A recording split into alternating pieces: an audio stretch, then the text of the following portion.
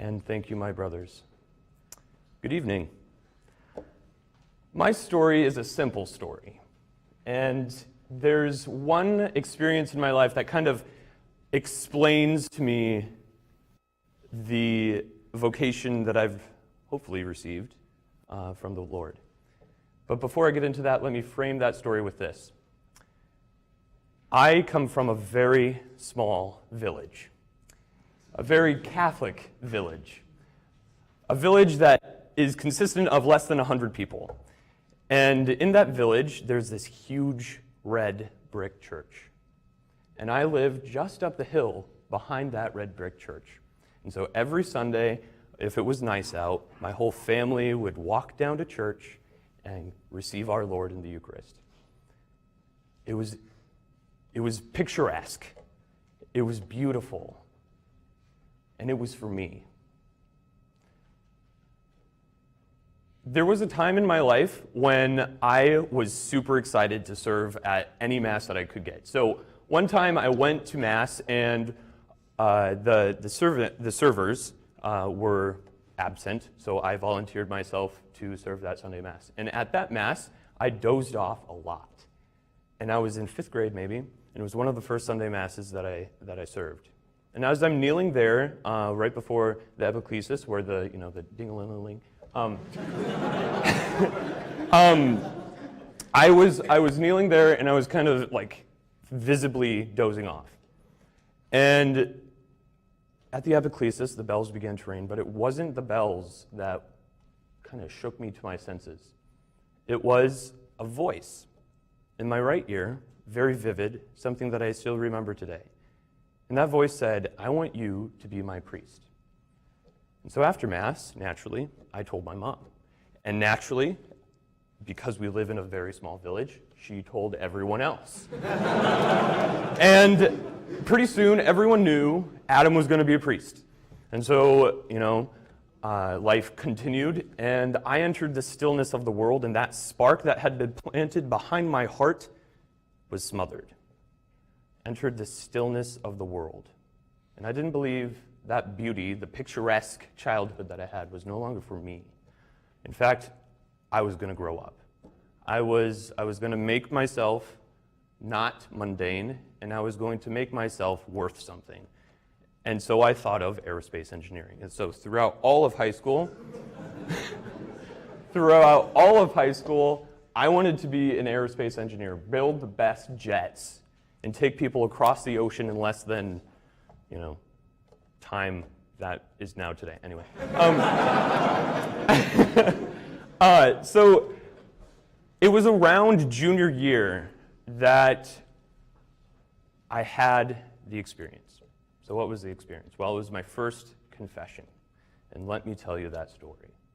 Because in that story, my vocation was born of the mercy, and Jesus moved me to meet him in such a way that he enraptured my heart. So the story goes like this. I was standing on my deck looking over this vast valley of beauty in Nebraska with the big red church. It had recently rained. It was near sunset. It was just a sight to behold. And I looked at it, and my heart didn't move. I was dead. And I remember hearing another voice in my head, and it said, "Maybe today's the day." And that moved my heart. I scanned the valley again, and I saw that Father was down at church. And I began to tense up, and I was getting really afraid, sweaty palms, you name it, I had it. I was shaking. I was shaking because I was fearful that my mom, who was just right next to me, inside in the kitchen, who was washing dishes and listening to John Denver, was going to find out that I was going to go. was going to go. So the battle began, and I didn't want to go, but something moved me. Jesus moved me. Something moved me to start walking off the deck. And as I walked off the deck, very gently, not to disturb anyone, the John Denver or the washing of the dishes. And as I reached the center of my lawn, I took off into a dead sprint, and it was no more than 100 yards down the hill to the rectory. And as I reached that, I was in track and cross country, and so I should not have broken a sweat, but I was drenched. And I moved myself to knock on the door, but something held me back.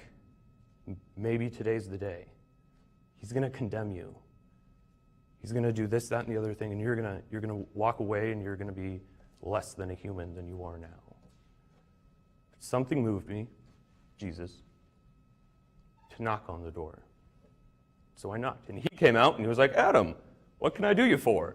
And I said, Father, can we talk? And he said, of course. And so we went in, and then he sat me down behind his desk, and I said, it was weird and awkward, but he said, is there something you need? And I said, Father, I need confession. And so he grabbed inside of his chest pocket, and he took out a bookmark stole and flipped it over his shoulders, and we had a beautiful confession. After that, I walked out, and the first thing that I saw after exiting the rectory was this huge church, freshly wet from the rain, and the sun beaming on it such that it looked like it was on fire. And I looked at it, standing resolute before me, and I said, wow, that's new. And I breathed in the air, and I was like, wow, that's new. And it was all for me again. And it moved me to go into church. And as I entered church, it's a Gothic-style church. It's beautiful. And I saw how all the lines in the church met in the tabernacle. And as I reached the center of the nave, I fell to my knees and I cried like I had never cried before. There was snot and tears and just, And I sat there for a while, staring at the tabernacle, and the tabernacle said to me, I told you so. And I got up, and I went home, and Mom was none the wiser. In this story, Jesus moved me to meet him in mercy. In my life, Jesus moved me to meet him here in mercy, great healing, great calling has happened here for me. And so my vocation was born of the mercy of not only the Father and Jesus, well, I guess only of the Father and Jesus.